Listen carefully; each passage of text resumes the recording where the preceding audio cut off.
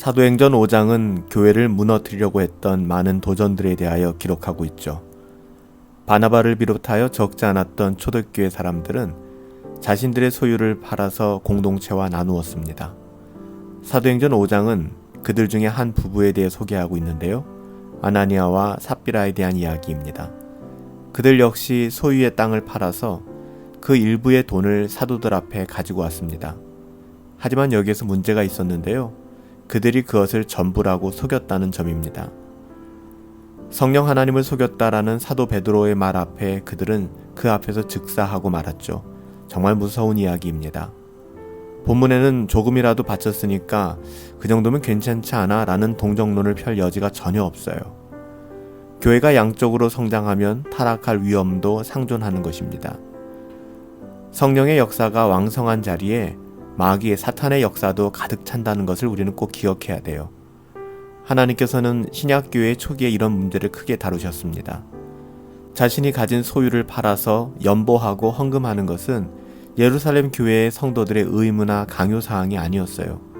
이것은 그들이 받은 바 은혜를 나누는 자발적인 행동이었죠. 그런데 이런 사람들이 많아지면서 대가를 지불하고 명예를 얻고 지위를 얻으려는 사람들이 생겨났던 것 같아요. 교회 역사에서 수없이 일어났고 또 일어날 수 있는 그런 문제죠. 이것은 성령 하나님을 속이고 교회를 더럽히는 일이었기 때문에 하나님은 이 문제를 엄중하고 엄격하게 다루셨습니다. 희생 없는 보상을 얻으려는 마음이 문제죠. 참된 신앙은 하나님 자신을 기업과 상급으로 여기는 거예요. 다른 그 무엇이 여기 개입되어서는 안 됩니다. 정말 순전한 신앙은 오직 하나님 자신만을 기업과 상급으로 여기는 모습이에요. 아나니아와 삽비라의 사건을 통해서 온 교회와 이 일을 듣는 많은 사람들이 크게 두려워하였다라고 기록하고 있습니다. 이것이 교회 안에서 일어난 도전이었고요. 문제를 이런 방식으로 다루는 것은 베드로가 아니라 하나님 자신이었음을 밝히 성경은 증거하고 있습니다. 하지만 이 일 후에 교회가 위축되고 가라앉는 것이 아니라 오히려 교회는 더 크게 성장하였습니다. 그리고 세상 앞에서 두려운 존재가 되었죠. 그 결과 누가는 이렇게 기록합니다. 믿고 주께로 나오는 자가 많으니 남녀의 큰 무리가 믿더라. 14절 말씀이죠. 복음이 걷잡을 수 없이 전파되자 공회원들은 견딜 수가 없었습니다. 예수님에 대하여 보였던 것 같은 똑같은 반응을 보이기 시작했죠. 그들은 사도들을 옥에 가두었지만 주의 천사가 밤에 그들을 밖으로 끌어내면서 성전에 서서 이 생명의 말씀을 다 백성들에게 전하라 말하라 이렇게 이야기하였습니다.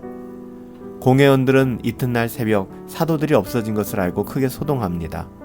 사도들이 풀려나 성전에서 그 새벽에 가르치고 있다는 사실을 듣고서는 군중들을 두려워하는 가운데 다시 끌어와 공회 앞에 세우게 되죠. 하지만 사도들의 반응은 변함이 없었고 타협할 마음도 그런 자세도 아니었어요. 그들은 사람이 아니라 하나님께 순종하기로 작정한 사람들이었기 때문에 그렇습니다. 여러분, 이게 믿음이에요. 사도들은 저들이 죽인 예수 그리스도를 하나님께서 살리신 것을 본 사람들이었습니다. 백성들에게 회개를 촉구하고 죄사함을 얻게 하는 것이 자신들을 향한 부르심, 하나님의 부르심이요 소명이라는 것을 너무나 잘 알고 있었기 때문에 그들은 결코 사람들의 어떠함에 타협할 수 없었던 것이죠. 사도들은 예수 그리스도의 증인이 되어 있었습니다. 모든 순종하는 자에게 하나님께서 주신 성령 또한 마찬가지였죠. 그들은 더 이상 혼자가 아니었습니다. 주님의 말씀대로 보혜사 성령님은 항상 그들과 함께 하셨고 성령 하나님께서는 그들 안에서 증거하셨습니다. 공회는 2달 전 그리스도를 죽이기로 했던 그때와 똑같은 결의를 내리고 사도들을 죽이려고 했어요. 하지만 가말리엘의 말에 따라 사도들을 죽이지는 않고 채찍질과 고문을 한 다음에 석방하였죠.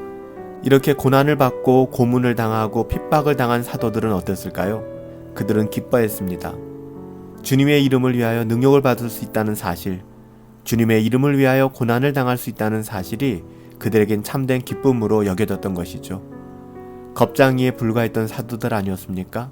예수님이 십자가에 못 박히실 때, 예수님이 심만 받으실 때에 그렇게 두려워해서 겁쟁이에 불과했던 사도들, 주님의 십자가 앞에서 요한을 제외하고는 다 도망쳐버렸던 그 사람들, 이제 그들은 성령의 능력 안에서 그렇게 살아가는 사람들이 되었습니다.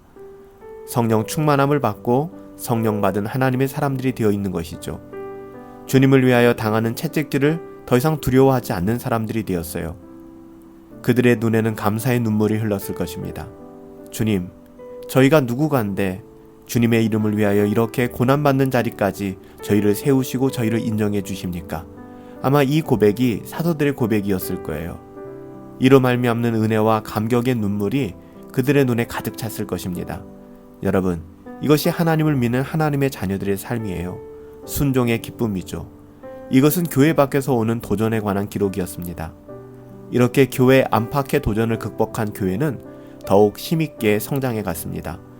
사도들은 날마다 성전에 있든지 집에 있든지 예수는 그리스도라고 가르치고 전도하는 일을 쉬지 않았어요. 교회는 이처럼 안팎에서 찾아오는 끊임없는 도전 속에서 성장해 가는 것입니다. 안팎의 도전과 반대는요, 교회를 무너뜨리는 것이 아니라 교회를 성장하게 만드는 거예요. 악조건이 아니라 이 싸움은 혈과 육에 대한 것이 아니고 세상의 공중권세 잡은 자 마귀와의 영적 싸움이기 때문에, 그리고 모든 전쟁은 하나님께 속했기 때문에. 사랑하는 여러분, 이 수많은 도전들은 본질상 교회가 하나님의 부르심에 합당하게 살아가지 못하게 막을 수가 없어요.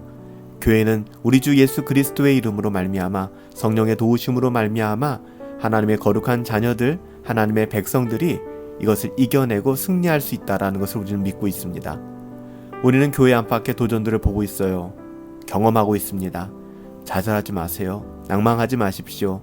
우리 하나님께서 우리와 함께 하시고 우리는 성령으로 충만한 교회가 될 때 복음의 증거물로 싸워야 할 때임을 알고 은혜를 구하며 살아가야 될 것입니다. 오늘 우리에게 주신 은혜 가운데 모든 도전들을 다 파하고 모든 전쟁은 하나님께 속한 것 아닙니까? 문들아 머리 들어라, 드릴지어다 영원한 문들아. 그리스도 예수의 이름 가운데, 성령 하나님의 능력 가운데 하나님 의지하시고 그 은혜로 승리할 수 있는 저와 여러분들 되시기를 예수님의 이름으로 축복합니다. 살아계신 아버지 하나님, 2000년 교회의 역사를 생각해보면 교회는 안팎에서 끊임없는 도전들이 있어 왔습니다. 하지만 이 도전들이 결코 교회를 넘어뜨릴 수 없고 쓰러뜨릴 수 없다는 사실을 우리는 너무나도 잘 알고 있습니다. 교회는 그리스도의 몸이요, 또 이 땅 가운데 속한 모든 영적인 전쟁은 하나님께 속했기 때문이죠. 교회가 성령으로 충만하게 하여 주시옵소서. 바르게 분별하게 하여 주시옵시고 세상 그 무엇을 기업과 유익으로 얻는 것이 아니라 하나님만 바라고 하나님의 은혜로 만족하며 자족할 수 있는 그런 주의 몸된 교회 되어질 수 있도록 은혜 내리어 주시옵소서. 모든 도전들을 파하시고 우리에게 승리를 주시며 우리에게 그리스도 예수의 영광을 보게 하신 하나님 감사드리며 존귀하신 예수님의 이름으로 기도하옵나이다. 아멘. 오늘도 계속해서 우리를 찾아오는 교회를 무너뜨리려고 한 도전들, 우리 함께 주 예수 그리스도의 이름으로 성령 충만하여서 바르게 분별하고 이겨낼 수 있게 되기를 예수님의 이름으로 축복합니다. 오늘 하루도 성령으로 충만하시고 주 예수 그리스도의 이름으로 우리 함께 승리합시다.